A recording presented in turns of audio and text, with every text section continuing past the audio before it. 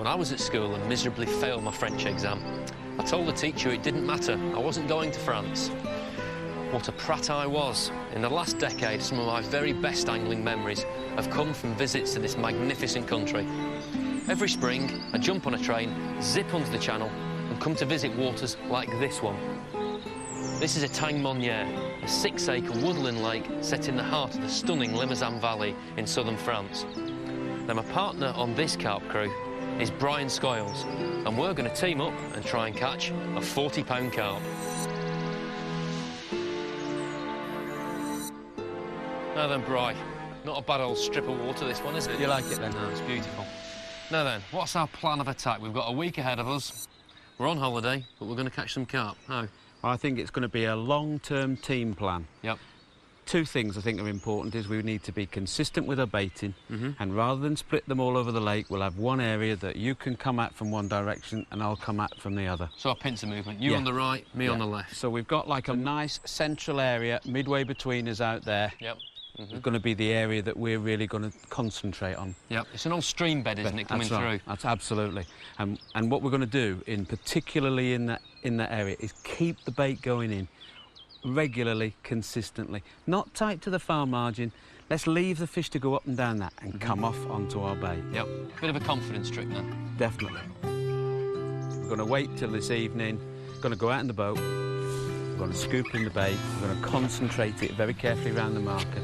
Pellet mix, boilies over the top. You can supplement that from your swim with the catty and what have you. Yep. And you're not going to like this bit because I know you're a keenie. We're not going to fish tonight either. Yeah.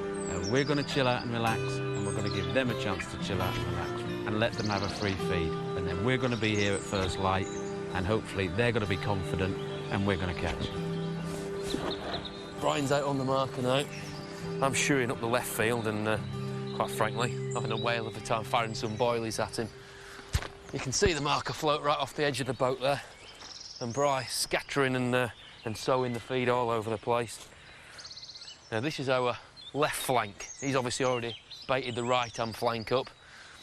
I can fire some boilies at him right around the marker. Anything that comes around here, anything down the lake, it gets cut off by that. Now, of course, the thing is, we're now not going to fish it. It's going to be absolutely nightmarish watching these fish feed on it, but hey, if it works, I think it could pay off big time.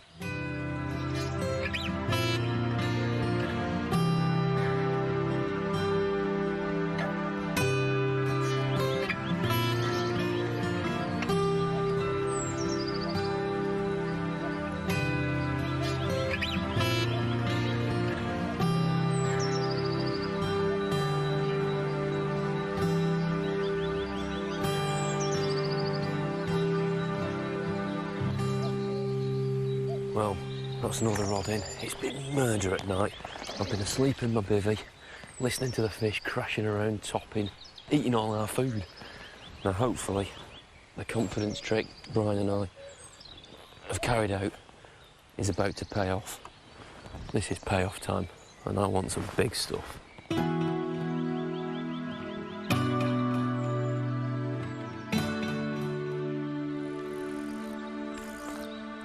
I particularly like this venue because it's so tranquil. In the summer particularly, when the leaves are on the trees, you have a sense of isolation, and it just is a very atmospheric place to fish.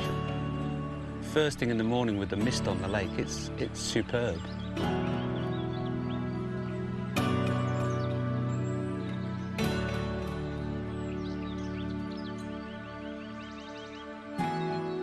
Having a quick look to see if I can spot any bubbling carp. There's one or two out there, which is a good sign.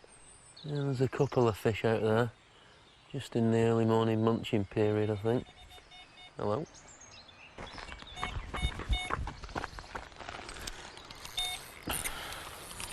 Bri's in. First blood to Bri. Let's go and have a look and see what he's caught. The carp in this lake are a superb example of why I come to France. They're often deep-bodied, very fit, they scrap very, very well. It's excitement from the moment that you hook the fish till when you actually land it. There is something special, isn't there, when you come out here and you're doing this and you just haven't a clue what's on the end and the old legs are knocking. And the clutch is ticking. And it's staying deep, isn't it, this one? Yeah. He ain't coming up off the bottom easy.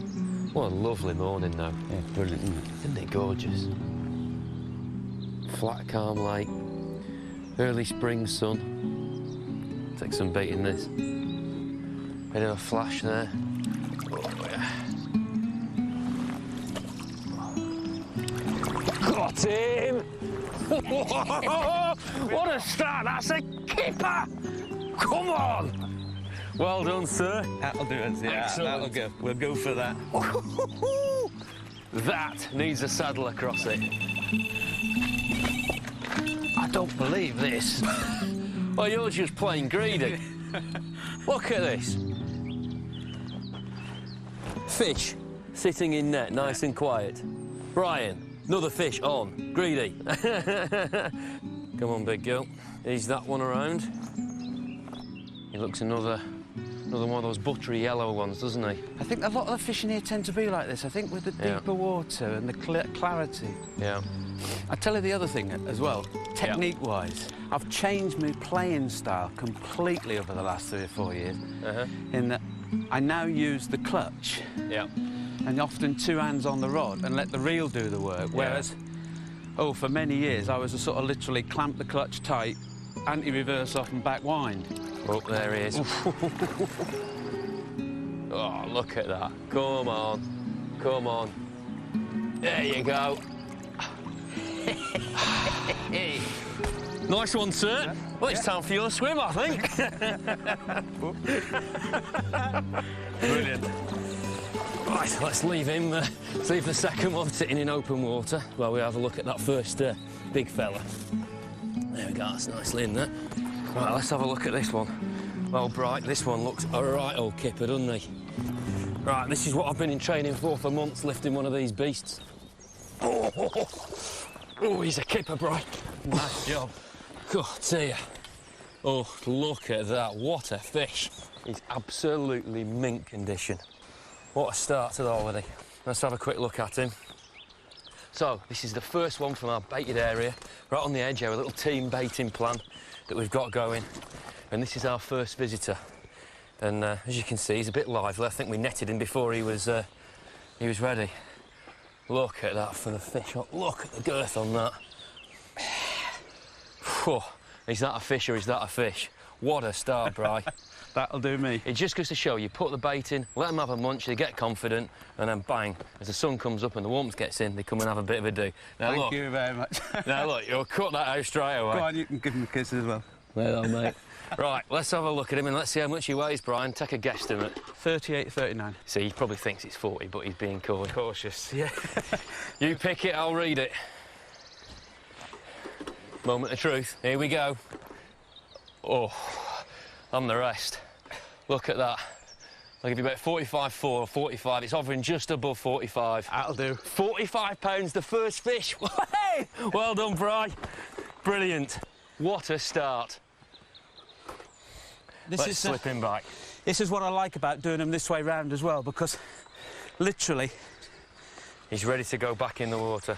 You just have to unzip one end and then just lay him there till he's ready to go. And there he goes, £45 a mirror carp, first fish in France. Well done, brilliant start. Suppose we better do the other one now, haven't we? Better I do, really. Right, here he comes, Bright. Oh. Nice job. Now, this one's a different shape altogether, isn't he?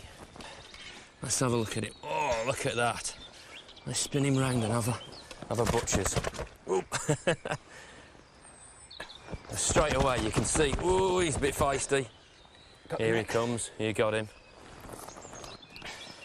Oh, look, he's only got one eye. Oh, yeah. Here we go. What a beauty this one is.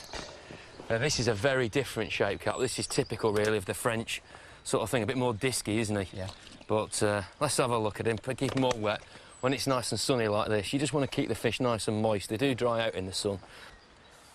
Here he comes, short, pot-bellied fish, just like the cap tray, Bri. Thanks, mate. I appreciate that. First morning, first lot of fish. and the baiting pattern, it's only just getting going. What a start. All we want now is one with no air. We're going to have a good week, I reckon.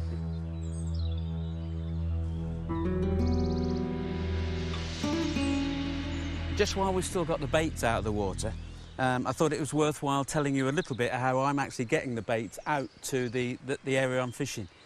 Now, I know Kev will think this is cheating and what have you, and he's a bit of a purist at heart, but I actually think that this is one situation where the bait boat is really, really useful.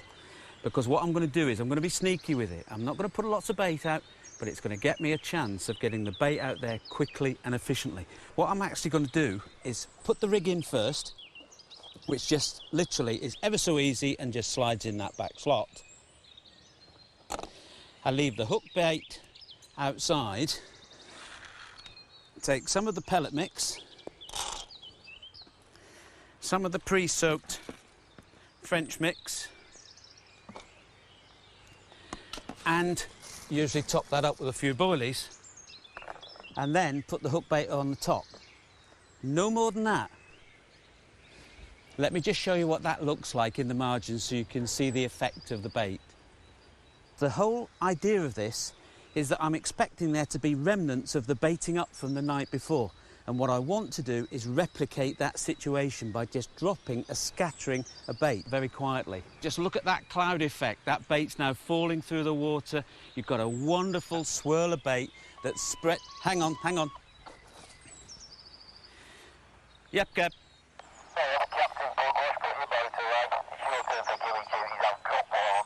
OK, Captain Pugwash on his way. Now, I've got to say, I'm not a fan of bait boats. Brian knows that. I'm always taking the mick out of them, but they can be really effective if used properly. But it might seem a bit mad this morning, a bit like Piccadilly Circus, but to be honest, this is what can happen when a baiting pattern like we're using here, where we're really working as a team, when it really kicks in.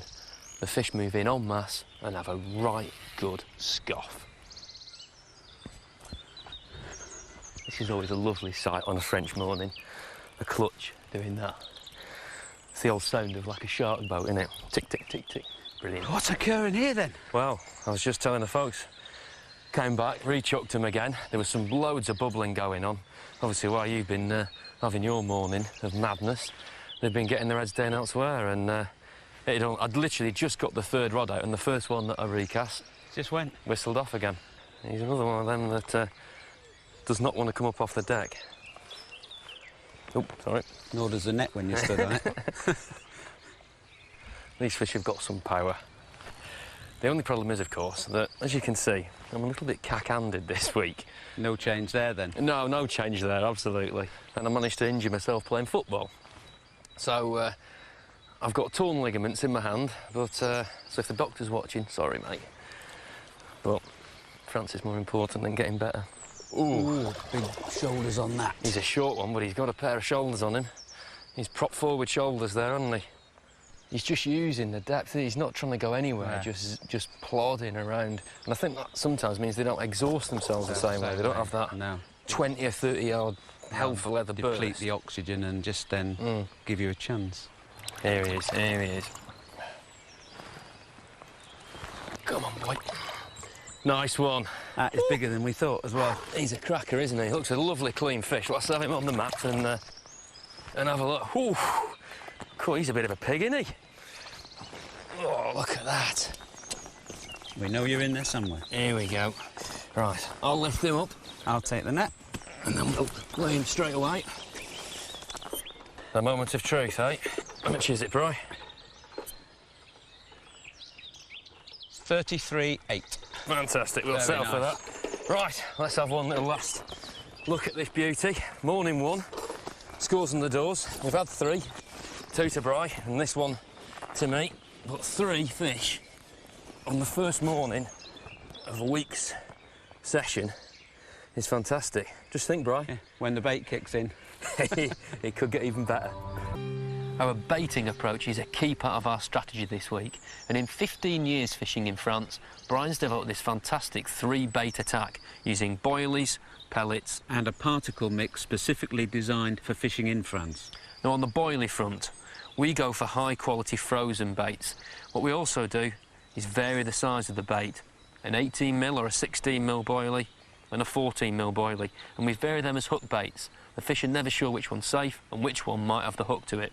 On the pellet front, we have one that breaks down very, very quickly, flooding the water with attractors to provide immediate attraction. But the other one, that's got a much slower breakdown rate. It keeps the fish grazing and eating for hours. I always think this particle mix is a bit special for France. There's flaked maize, large, visual, settles slowly through the water, flutters down. Then you've got very tiny particles in there which the carp find very difficult to eat and stay around in the water for a long time. But the main important one is groats. Now the groats soak up loads of flavour, and we're going to give them some very special flavours. First of all, we're going to add evaporated milk. Carp love milky smells and milky tastes. And we're also going to give them a fruit flavour. This liquid attractor has loads of vitamins and minerals, and again, carp love it. We're going to put these into the bucket, add some extra water and leave to soak for 24 hours. Once those have all soaked in, we'll get this wonderful flavour trail in the water that carp find irresistible. And let's face it, we've seen the evidence already. It's working.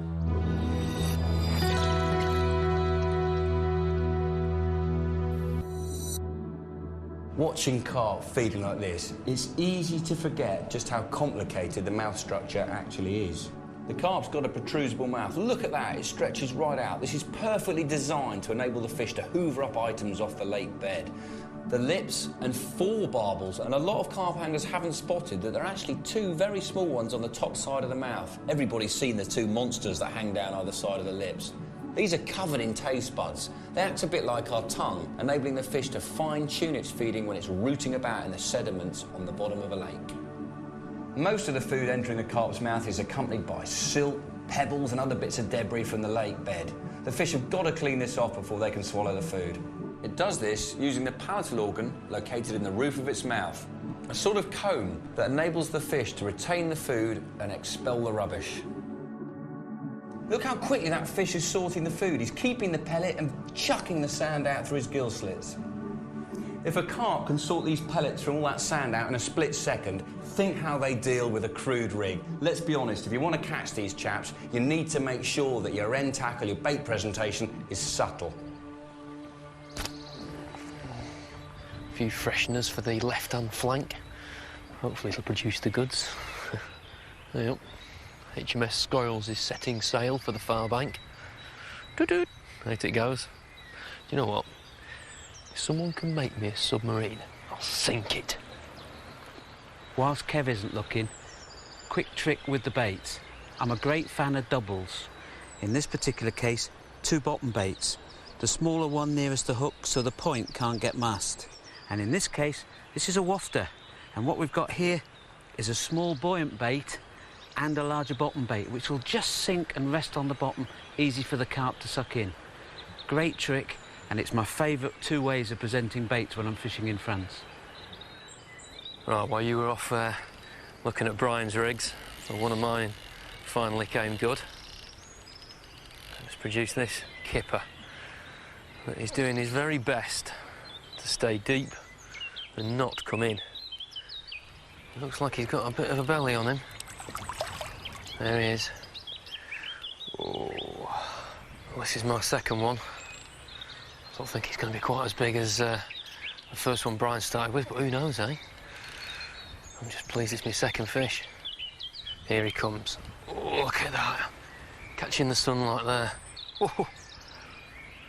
Here he comes. He's mine. He's mine. He's mine. That's why I come to France every spring. Whoa.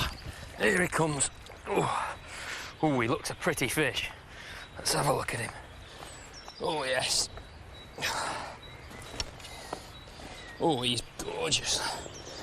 I'll show you what he looks like. 20-odd pound of beautiful French mirror carp. Look at that for an absolute stunning fish. Whew. Just sheer muscle. What a fantastic creature. Thanks, mate. You just hate you when they do that.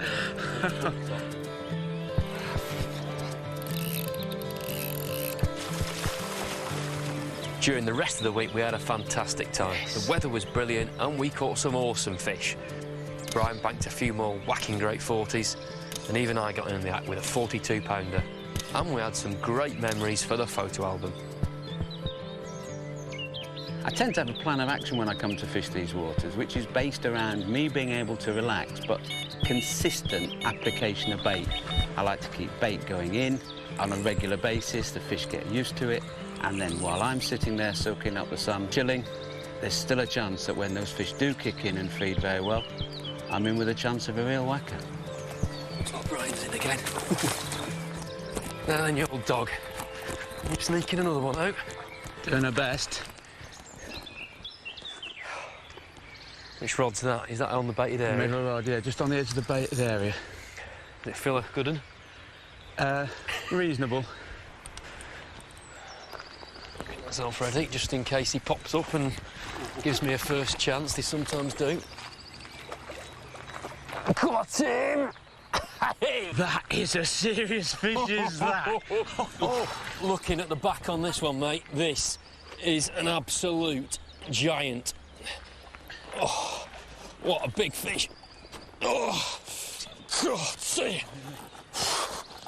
Now then, are the scales big enough? Oh, God, truth.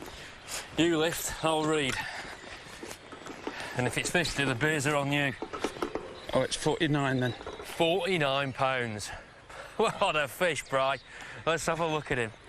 Well, there you go. We started on a 40-pounder, and it looks like we're gonna finish just a pound short of 50. What an awesome creature. That don't bother me. I'm absolutely shaking, You're shaking like a leaf. Right. Hey, but this is why we're coming in. This is the excitement bit. Look at this. I'm going to need at least a bottle of beer after this. I think we'll treat you to a bottle of wine, mate.